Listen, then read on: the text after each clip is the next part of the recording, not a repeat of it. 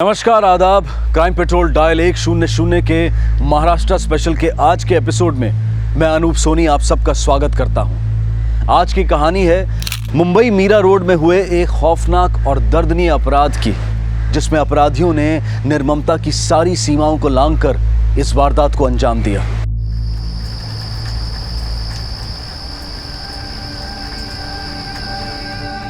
शमा, अरमान, चलो फटाफट दूध पी लो, सुबह फिर स्कूल जाना है, सो जाना है। हम घर बनाते हैं ताकि हम अपने परिवार के साथ एक छत के नीचे खुश रह सकें, महफूज रह सकें। लेकिन क्या हम वाकई अपने घरों में महफूज हैं?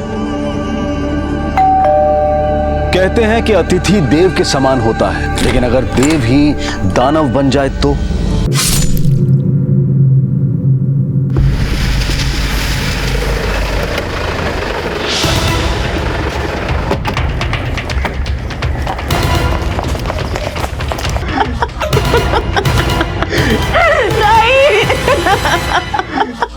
मेरी ताई चली गई। हटिए प्लीज, हटिए साइड प्लीज, साइड। तुम्हें से फोन किसने किया था? मैं की थी साहब। दामले सर, बॉडीज को पोस्टमार्टम के लिए भिजवाओ।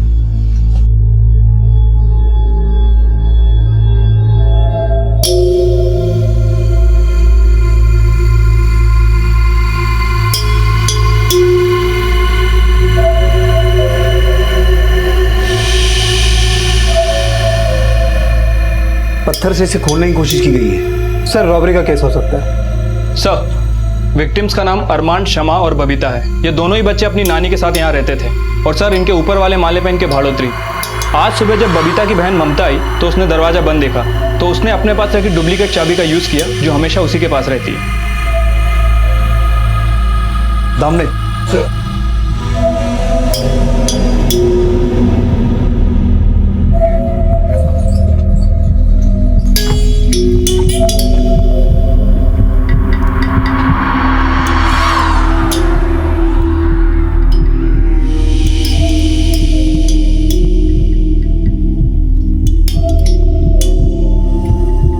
दामले सर, ये सिर्फ मर्डर और रॉबरी का केस नहीं लगता, कहानी कुछ और भी है।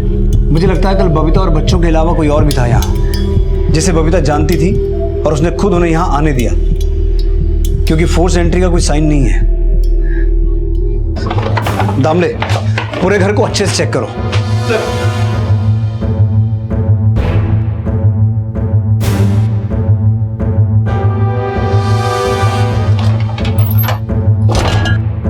सर, ये देखिए सर, या तो बार खोल के रखा है। सर, 45 साल की एक औरत जो 2 बच्चे के साथ अकेले यहाँ पे रहती है, इसके घर पे इतनी सारी बोतलें। 4 दीवारी के बीच सिर्फ परिवार नहीं, उस परिवार के राज भी बसते हैं। फोरेंसिक टीम से कहो ब्लड सैंपल्स ले और ये तिजोरी खुलवाओ। सर,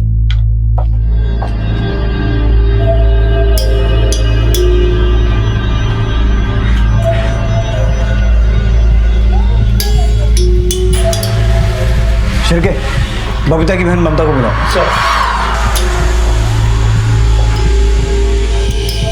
ये दरवाजा तो पहले से ही खुला था साहब। तो तुम यहाँ से क्यों नहीं आई? वो डुप्लीकेट चाबी रहता है ना मेरे पास। हमेशा अपने साथ रखती हो? हाँ साहब, मेरे बटुए में रहती है हमेशा।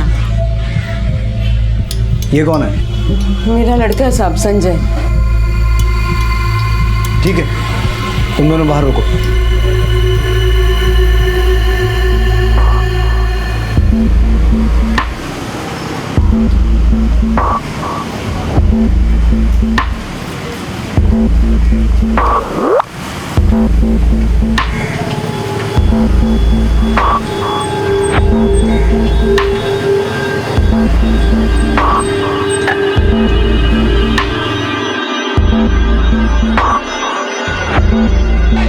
सर सर सर, कल रात भाड़ोती ने ना ही किसी को अंदर जाते हुए देखा, ना ही किसी को बाहर निकलते हुए। विधवा औरत है, एक छोटी सी बच्ची रहती है साथ में। साहब, वो शमा और अरमान बबीता ताई की बेटी अफसाना के बच्चे थे साहब। अफसाना 7 साल पहले ही गुजर गई। बच्चों का बाप? आफाक। जब तक अफसाना के साथ था यहीं रहता था साहब। अफसाना के गुजरने के बाद दूसरी शादी कर ली उसने। तब से मेरी बबीता ताई बच्चों को संभाल रही थी साहब। ये अफाक अभी कहाँ रहता है? यही पास ही में रहता है साहब। मच्छी बेचने का धंधा है उसका। अपने बच्चों से मिलने तो आता होगा। नहीं साहब, बबीता ताई उसको अंदर नहीं घुसने देती थी। क्यों? बबीता ताई जान छिड़कती थी शमा और अरमान पे। वो नहीं चाहती थी साहब कि अफाक बच्चों से कोई भी रिश्ता रखे। तुम्हारी ताई के पास इतनी शराब कहाँ से आई? मालूम नहीं साहब। तुम्हारी बबीता ताई का किसी के साथ कोई चक्कर वक्कर था? अरे नहीं साहब, ऐसा कुछ नहीं था। सर, एक पड़ोसी ने किसी बिस्मिल को सुबह पीछे वाले दरवाजे से बाहर निकलते देखा है। यहीं पास में ही उसकी खोली है।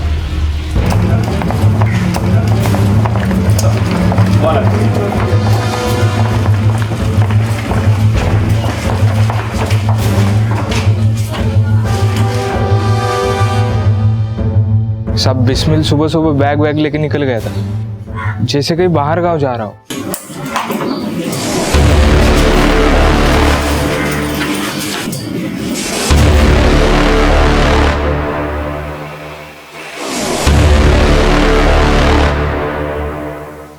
गांव कहाँ है उसका? साहब वो तो यही कहा है। दामले सर, रेलवे स्टेशन, बस अड्डे, हर जगह पता करो इस बिस्मिल का। मुझे हर हालत में बिस्मिल चाहिए, फास्ट। सर, ये बिस्मिल और बबीता में क्या कनेक्शन था? साहब बिस्मिल बबीता ताई के लिए वसूली करता था। वसूली? हाँ। कैसी वसूली? बबीता ताई सूद पे पैसे देती थी और बिस्मिल ताई का फंटर है।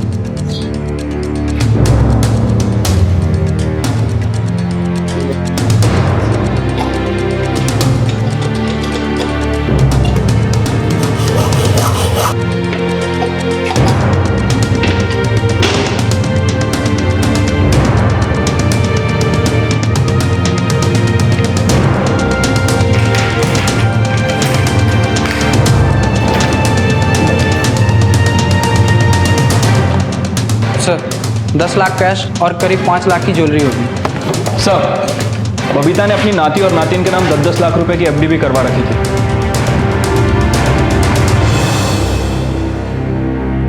एक मामूली सी चौल में रहने वाली औरत के पास इतना सारा पैसा कहाँ से आया होगा? सर, हो सकता है कि बबीता कोई 2 नंबर का धंधा करती थी। ये जो भी करती थी वो तो पता चल ही जाएगा, लेकिन एक बात साफ है शिरके, कि बच्चों और औरत की हत्या उसे लूटने आए लोगों ने की, और ये लुटेरे इस औरत के कोई अपने ही थे, जो ये अच्छी तरह से जानते थे कि बबीता अपने घर में इतना सारा कैश रखती है। ममता, संजय, अफाक और बिस्मिल, सबके कॉल रिकॉर्ड चेक करो। सर, 100 मुंह 100 बातें, सिक्के के 2 पहलू।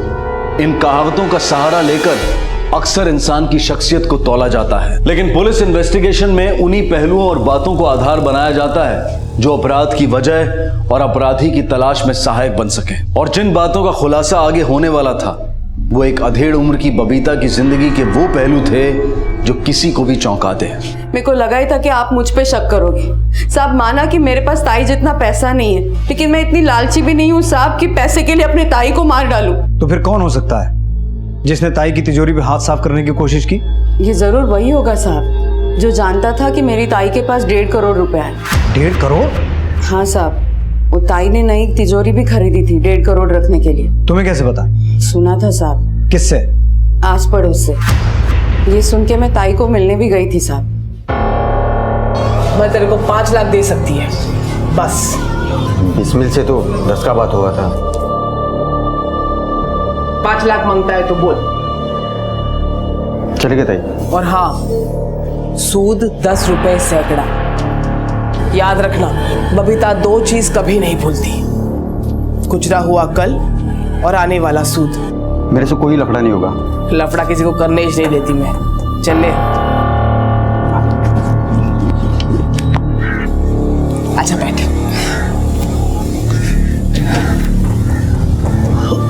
ताई, मैं सुनी तो 1.5 करोड़ रखने के लिए तिजोरी खरीदी। एकदम सही सुनी तू।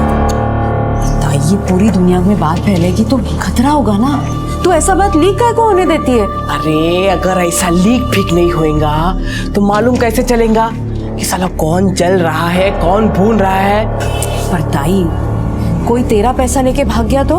पैसा देने से पहले मैं सबको एकदम टाइट करके रखती है। मेरा पैसा कोई नहीं मार सकता।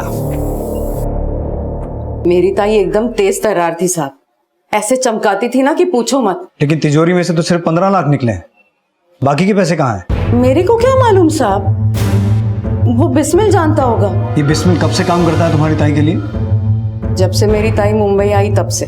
तुम्हारी ताई एक छोटे से गांव से मुंबई आई, यहाँ कि उसने इतना पैसा कमाया कि 2-2 खोली, फ्लैट खरीदा, पैसा सूद पे चढ़ाने लगी। कोई 2 नंबर का धंधा तो नहीं करती थी? साहब वो बारबाला थी साहब। पेट भरने के लिए सब कुछ करना पड़ता है साहब। कहीं तुमने अपना पेट भरने के लिए तो ताई की पीठ में छुरा नहीं घोंपा? क्या बोल रहे हो साहब, मैं ऐसा सोच भी नहीं सकती हूँ। चलो मान लिया कि तुम बुरी नहीं हो, तो फिर तुम्हारा बेटा? नहीं साहब, मैं ऐसा आदमी नहीं है साहब। तो कैसा आदमी है तू? मैं रिक्शा चलाता है। बबीता मौसी ने मेरे को रिक्शा खरीदवाया। आज मैं जो कुछ भी कमाता है वो सिर्फ मौसी की वजह से। पर तुझे खटकता तो होगा ना कि तेरी मौसी ने अपने नाते नातिन के नाम 10-10 लाख की एफडी करवाई थी और तुझे सिर्फ एक रिक्शा लेके दिया। आप गलत सोच रहे साहब। मौसी मेरे को उतना ही प्यार करती थी जितना कि अरमान और शमा से, और अरमान और शमा से तो मैं दिल से प्यार करता है। बहुत बड़े दिल वाला है तू। और कौन कौन है जिसे अपने इस बड़े दिल में जगह दे रखी? कोई लड़की वड़की है जिसे कल बबीता के घर लेके गया था? नहीं साहब, मैं ऐसा वैसा आदमी नहीं है साहब। तो कल रात कहाँ था तू? मैं नाइट में ऑटो चलाता है साहब। और ऐसा कौन हो सकता है जिसका जमीर इतना डगमगा गया कि उसने तेरी मौसी और तेरे भांजा भांजी को मार दिया? साहब वो जरूर अफाक होगा, उसका जमीर ऐसा ही है। अफाक बबीता की बेटी अफसाना का पति? हाँ साहब, वो अफसाना से शादी बना के भी बबीता मौसी की खोली में रहता था। अफसाना के मरने के बाद मौसी के साथ झगड़ा करता था, लेकिन बच्चों की परवाह नहीं की साहब। दूसरी औरत के साथ शादी बना लिया और साहब मौसी से खोली में हिस्सा भी मांगता था साहब। हाँ साहब, मैं मांगता था हिस्सा, क्योंकि उस खोली की खरीदी में अफसाना ने भी पैसा दिया था। अफसाना रोज का 10,000 कमाती थी साहब, लेकिन उसका सारा पैसा वो उसकी माँ बबीता हड़प जाती थी। अफसाना भी बार वाला थी? हाँ साहब, अफसाना जिस बार में नाचती थी मैं उधर वेटर का काम करता था। अफसाना से शादी करने के बाद तू उसे अपने साथ नहीं लेके गया, वहीं बबीता के घर पे रहा। मतलब नीयत तेरी भी खराब ही थी। मेरे को अफसाना की माँ ने जबरदस्ती वहाँ घर जमाई बढ़ा के रखा था ताकि वो अफसाना की कमाई हड़प सके। मतलब बबीता से तेरी दुश्मनी पुरानी है? नहीं साहब, वो सब बातों में कब का बोल चुका। अफसाना मरी तो दिल का सारा गुबार निकल गया उसकी माँ पे। मैं जो बोलता हूँ साहब खरा बोलता हूँ, इसीलिए अफसाना की माँ मुझसे चिढ़ती थी। ये खोली अफसाना की कमाई पे खरीदी थी तूने, मेरे को मेरी बीवी का हिस्सा मांगता बस। तेरे जैसे आदमी को मैं ढेला तक नहीं देती। जा, और ना ही ये बच्चे मेरी अफसाना के बच्चे हैं, मतलब मेरे बच्चे हैं और मेरे ही साथ रहेंगे। समझ में आया? उसने मुझसे मेरे बच्चे भी छीन लिए।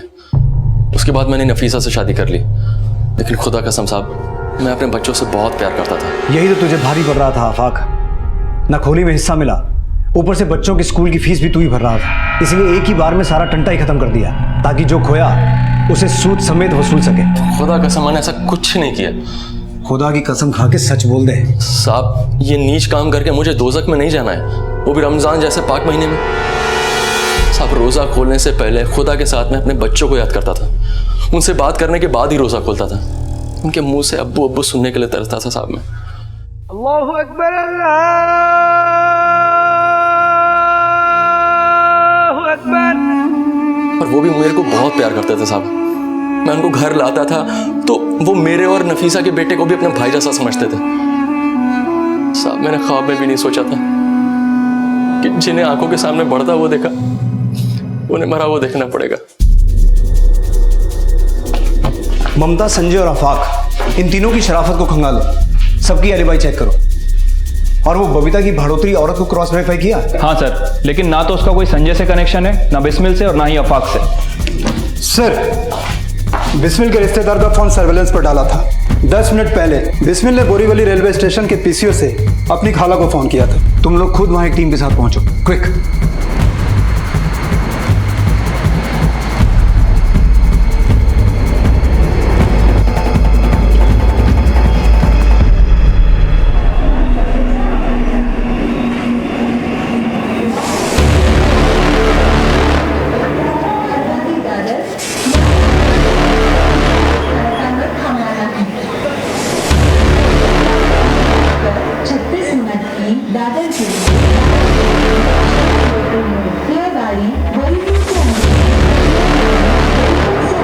अंधेरी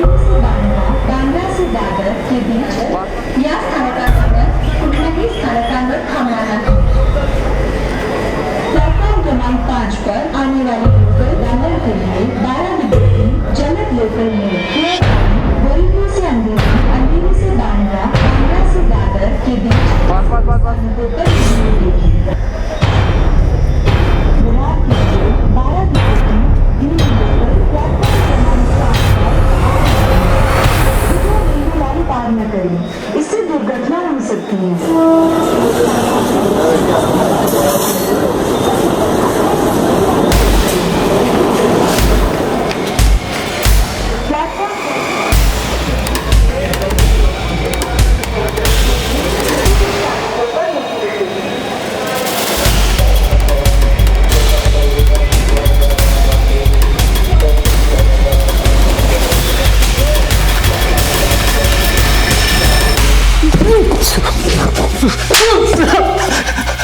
मैं किसी को नहीं मारा साहब। नहीं मारा तो भाग क्यों रहा था?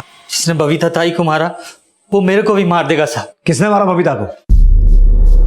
बिस्मिल, चक्री मत घुमा, नहीं तो उल्टा लटका के दूंगा तुझे। घुमा नहीं रहा साहब, ताई के लेन देन का हिसाब रखता हूँ मैं। कौन कितना लेता है, किसको कितना मांगता है, सूद भी मैं ही वसूल करता था साहब। लेकिन तुझे तेरा सूद नहीं मिला, इसलिए बबीता को टपका दिया, बच्चों समेत। नहीं साहब, ऐसा नहीं। तो फिर कैसा है? और क्या क्या धंधा करता था बबीता के लिए? ताई एक ही धंधा करती थी साहब, बस। घर में इतनी शराब कहाँ से आई? ताई शराब बेचती थी, लेट नाइट, ड्राई डे, किसी को भी शराब की जरूरत पड़ती वो सीधा ताई के पास आता। बबीता का तुझसे या किसी और से कोई चक्कर था? किसी से कोई चक्कर नहीं था। वो मेरे को तो अपना छोटे भाई जैसा मानती थी, और तो और साहब मेरे जैसे लुक्के को नौकरी दी वो। लेकिन उसे हमेशा अफसोस रहा कि वो अपनी बेटी को बार डांसर बनने से नहीं रोक पाई। बिस्मिल, अफसाना की रूह मेरे को कोसती होगी ना। आप ऐसा क्यों सोचती हैं ताई? वो जानती थी कि आप उससे बहुत प्यार करती हैं। मैं अगर चाहती तो अफसाना को वो सब कभी नहीं करने देती जो मैंने किया, लेकिन मैं हार गई।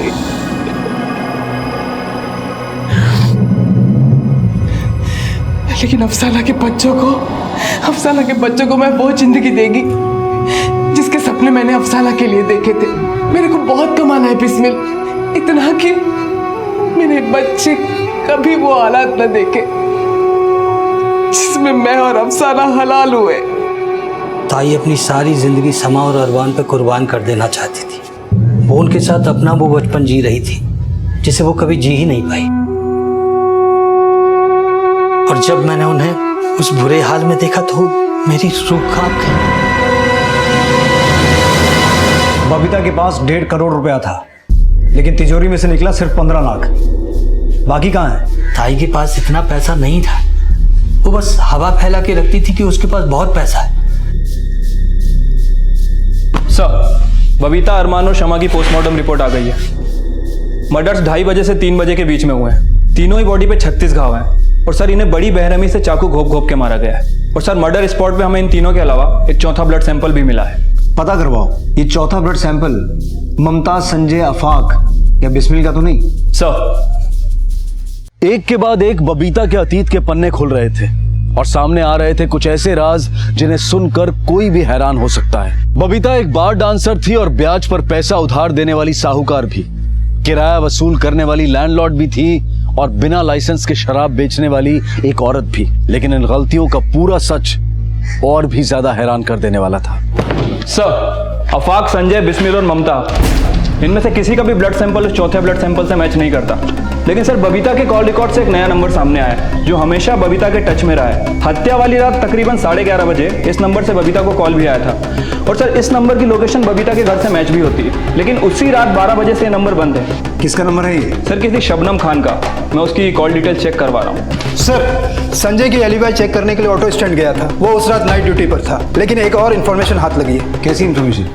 सर, उस रात तकरीबन 12:15 बजे 2 ऑटो इसके स्टैंड पे आया था।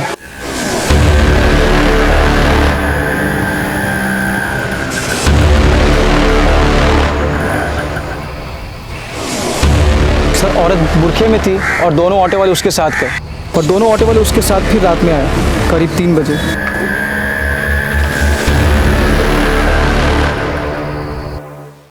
अभी भी ऑटो वहीं पे है। शिरके, आरटीओ ऑफिस से पता करो ये ऑटो किसके नाम पे है।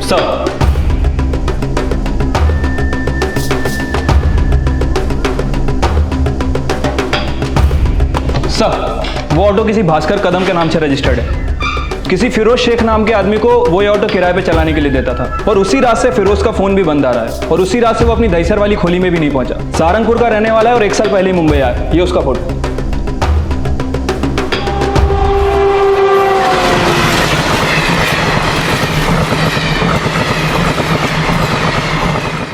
सर, मैंने फिरोज के कॉल रिकॉर्ड्स निकाले हैं। सब कुछ टैली करने के बाद एक नया नाम सामने आया है, अकबर खान।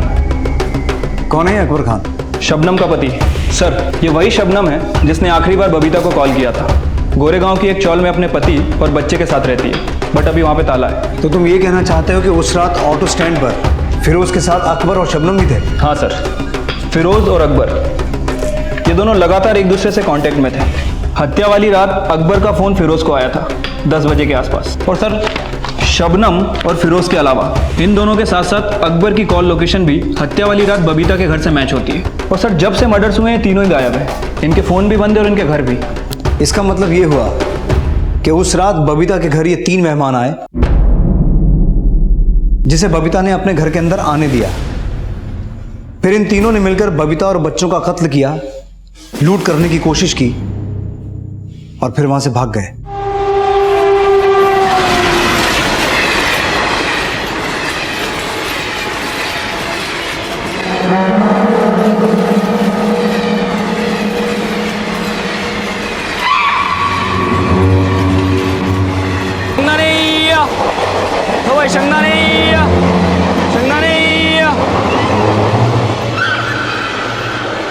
अरे भाई, इनका बहुत खून बह रहा है। अगला स्टेशन वलसाड है, वहाँ उतर के इनका इलाज करा लो।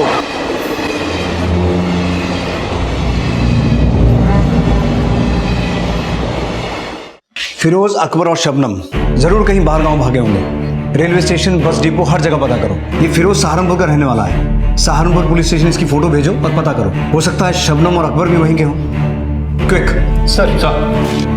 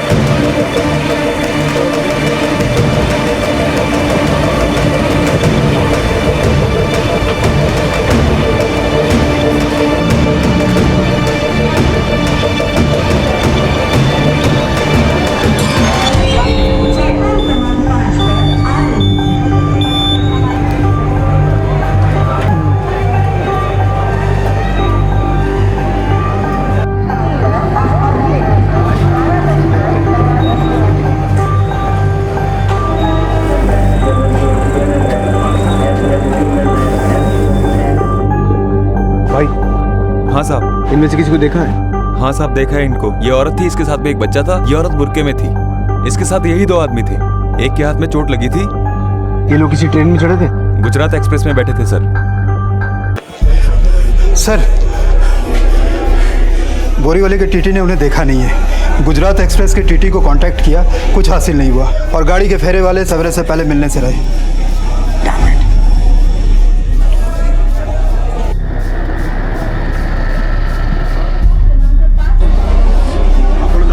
सर, गुजरात एक्सप्रेस में सिंह दाना बेचता है, इसी ने तीनों को देखा था। हाँ साहब, औरत ने तो बुरखा डाला हुआ था। उनके साथ एक बच्चा भी था और 2 आदमी थे। उसमें से एक का हाथ बुरी तरह से जख्मी हुआ था। शायद उसी वजह से वो बेहोश हुआ होगा और वो तीनों वलसाड स्टेशन पे उतरे थे।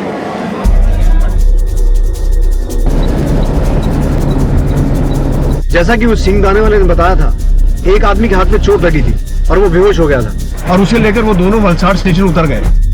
मुझे लगता है उसे लेकर वलसाड स्टेशन के आसपास के किसी हॉस्पिटल या नर्सिंग होम में गए होंगे। हमें वलसाड पहुंचते ही सबसे पहले स्टेशन के आसपास के हॉस्पिटल और नर्सिंग होम में चेक करना होगा।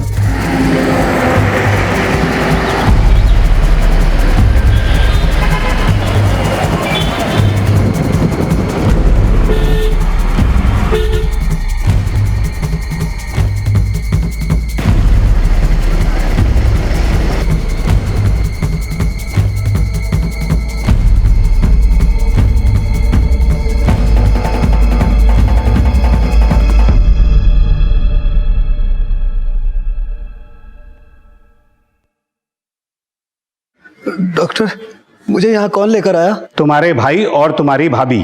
कहाँ है वो? बाहर ही होंगे। अरे कहाँ जा रहे हो? अरे अरे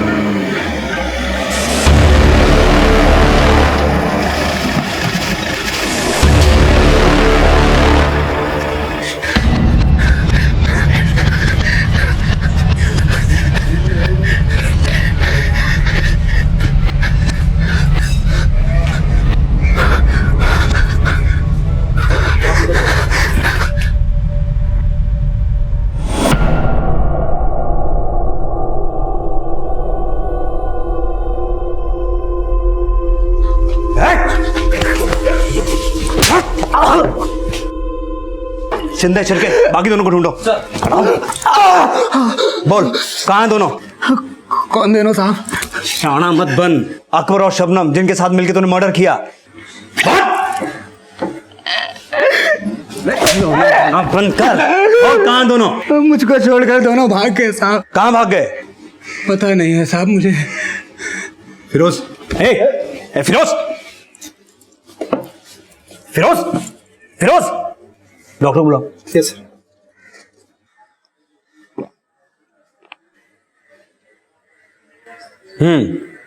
अब हिम्मत है बोलने की? मैं बहुत बड़े सपने लेकर आया था बम्बई। बड़ा तो कुछ हुआ नहीं, बस एक मामूली सा रिक्शा वाला बनकर रह गया। कुछ दिन पहले मुझे अकबर मिला। अबे ये मुंबई है मुंबई, यहाँ गुजारा करने के लिए बड़ा हाथ पैर मारना पड़ता है। अरे यार मैं हाथ पैर सब कुछ मारने को तैयार हूँ, लेकिन कम से कम कोई मौका तो दे। मौका ही तो देने आया हूँ। अकबर ने मुझे बबीता करके औरत के बारे में बताया। उसने बोला उसके यहाँ 1.5 करोड़ रुपए हैं, उसे लूटेंगे और 50 लाख मेरे हो जाएंगे। ये अकबर बबीता को कैसे जानता था? वो नहीं जानता था, उसकी बीवी शबनम जानती थी। और उस रात शबनम ही हम दोनों को बबीता के घर पे लेकर गई। सोचा गुड नाइट। Good night.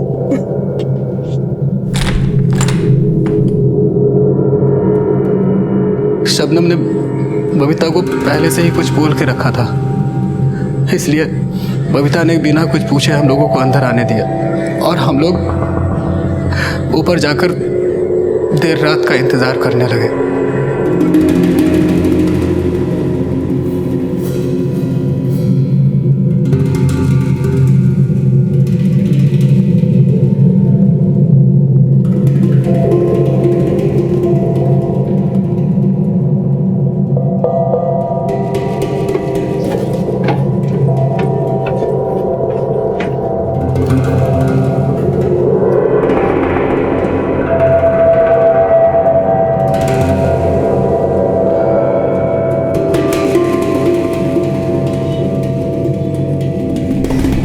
मुझे नहीं मालूम था कि घर में बच्चे भी रहते हैं। अकबर ने बच्चों को मारा और मैंने उनको बचाने की कोशिश की तो मेरा हाथ।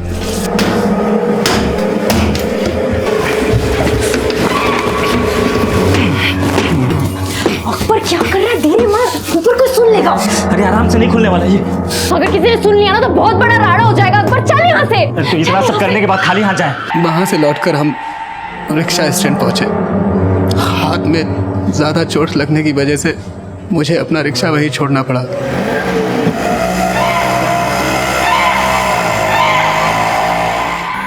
और फिर हम अकबर और शबनम की खोली के पास आए। शबनम अपना छोटा बच्चा लेकर आई और फिर हमने मुंबई से बाहर जाने का प्लान किया, लेकिन वो दोनों कमीने मुझे अकेला छोड़कर चले। अकबर और शबनम गए कहाँ होंगे? शबनम अजमेर की है। हम लोगों का अजमेर जाने का प्लान था। वलसाड़ पुलिस को बस अड्डे भेजो, हम रेलवे स्टेशन चलते हैं। उन्हें हर हालत में दर्द पहुंचना है।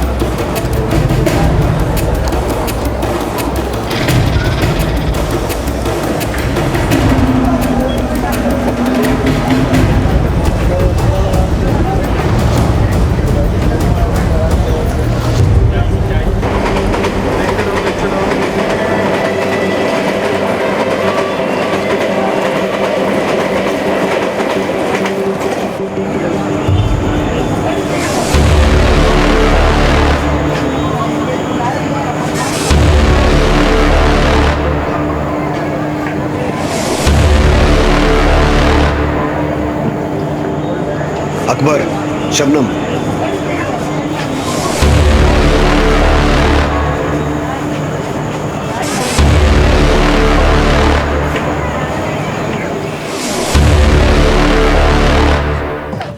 बोल बोल। सब गलती हो गई सर, हम कीजिए, हम दोनों के अलावा हमारे बच्चे का कोई नहीं है। अपने बच्चे की बहुत फिक्र हो रही है, लेकिन जब बबीता के साथ दो मासूम बच्चों की जान ली तब तुम्हारी ममता कहां गई थी? बबीता से क्या कनेक्शन था तेरा? वो मैं बबीता ताई के अब कस्टमर लेके जाते थे। हेलो हेलो ताई, मैं शबनम। हाँ बोल। तेरी खोली खाली है या कोई बुकिंग है? नहीं, आजा तू। चले। तू धंधा करती है? हाँ साहब, मेरी दोस्त ने मुझे बबीता ताई से मिलवाया था। बबीता ताई अपनी खोली भाड़े पे देती थी। एक दिन मैं ताई के घर दिन में गई तो मैंने उन्हें बात करते सुना। बिस्मिल, बड़ा तिजोरी चाहिए होगा, बड़ा तिजोरी मांगता है अपने को, एकदम मजबूत होने को मांगता है। 1.5 करोड़ रुपए रखने के लिए चाहिए, समझ में आई बात? 1.5 करोड़ रुपए सुनते ही मेरे कान खड़े हो गए। और फिर कुछ दिन बाद मैंने ताई के घर में एक नई तिजोरी भी देखी। मैंने जाके अकबर को उस तिजोरी के बारे में बता दिया। अकबर बोला कि ये काम हम दोनों के बस का नहीं है, इसलिए मैंने फिरोज को पार्टनर बनाया अपना।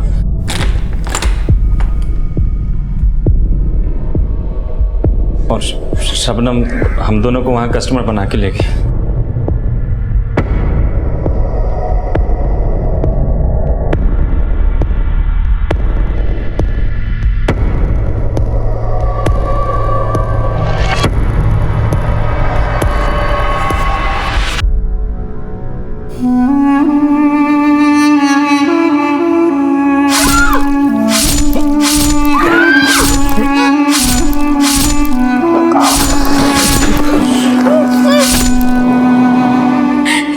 सब हमको लगा था कि उस पैसे से हमारी और हमारे बच्चे की किस्मत बन जाएगी सर।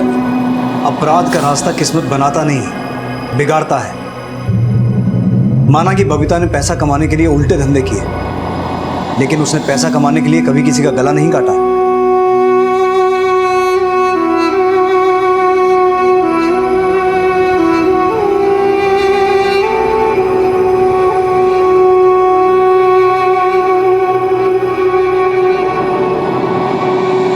बबीता की ख्वाहिशें जरूरत से ज्यादा थी और इन्हीं चाहतों ने उससे गैर कानूनी काम भी करवाए और उसकी यही ख्वाहिशें उसकी और उसके परिवार की मौत का कारण भी बनी। फिरोज, अकबर और शबनम भी इन्हीं ख्वाहिशों का शिकार बन गए और एक आम इंसान से अपराधियों में तब्दील हो गए। पैसा हम सब की जरूरत है, लेकिन जरूरत से ज्यादा पैसे की चाहत इंसान से अपराध करवा सकती है। इन तीनों को जो सबक मिला उससे हमें ये सीख लेनी चाहिए कि इससे पहले कि हमारी ख्वाहिशें हम पर हावी हो जाएं, हमें खुद उन पर काबू पा लेना चाहिए। अब मैं अनूप सोनी आपसे विदा लेता हूं, फिर मुलाकात होगी अगले एपिसोड में और खुलासा करेंगे एक और जुर्म का। तब तक अपना और अपने परिवार का ख्याल रखें और देखते रहें क्राइम पेट्रोल डायल 100। सबक एक को, सीख हम सबको। जय हिंद।